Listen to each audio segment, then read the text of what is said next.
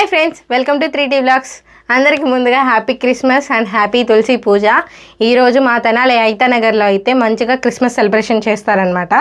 అక్కడికి వెళ్ళి vlog continue చేద్దాం, వెళ్దాం పదండి. ఇదైతే ఐతానగర్ రూట్, నన్నపనేని వెంకట్రావు గారి రూట్ అనమాట. ఇది ఇట్లా వెళ్తే స్ట్రైట్గా ఐతానగర్ వెళ్ళొచ్చు. సో ఫ్రెండ్స్, ఇప్పుడైతే ఐతానగర్ వచ్చేసాము. అక్కడ చాలా మ్యూజిక్ ఉంది కాబట్టి కాపీరైట్ ఇష్యూస్ వస్తాయి. ఇక్కడ నుంచి నేను వాయిస్ ఓవర్ ఇస్తాను, వీడియోని స్కిప్ చేయకుండా లాస్ట్ వరకు చూడండి. ఫ్రెండ్స్, ఇదైతే లింగారావు సెంటర్ అనమాట.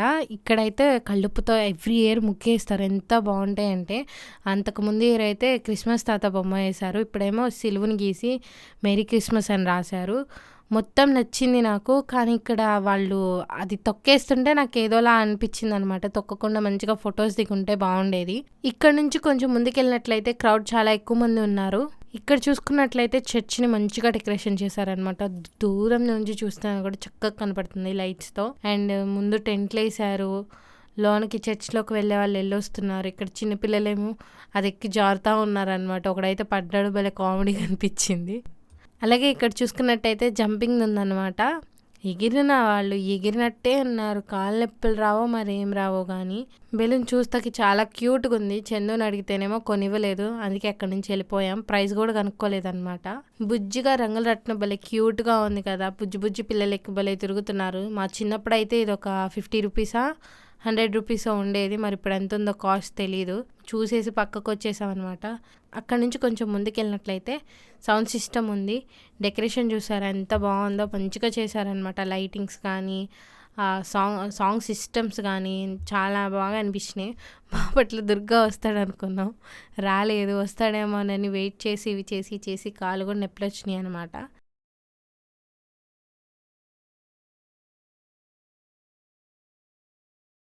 ఇది ఇంకొక రంగుల రత్నం అనమాట. చాలా క్యూట్గా ఉంది. చిన్న పిల్లలు ఎక్కి తిరుగుతూ ఉన్నారు.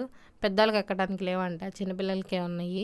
ఇంకా అలా చూస్తూ నడుస్తూ వెళ్తుంటే నా ఫ్రెండ్ ఇంకా కాల్ చేసింది, ఎక్కడున్నావు, ఎప్పుడు వస్తావు, ఇంకా రాలేదు ఏంటి అని అంది. ఇందాక మన డెకరేషన్ బాగా చేశారని చెప్పాను చూసారా, అక్కడ ఉందంట. మళ్ళీ రివర్స్లో నేనే వెళ్ళాల్సి వస్తుంది దాని దగ్గరికి. సో ఇప్పుడే తను ఫోన్ చేసింది అనమాట, ఇక్కడే ఉన్నాను రా, నీ ఎదురున్నానని. అందుకే కొంచెం దూకి వెళ్ళాను, గ్యాప్ లేదు వెళ్తానికి, అందుకే దూకెళ్ళాను అనమాట.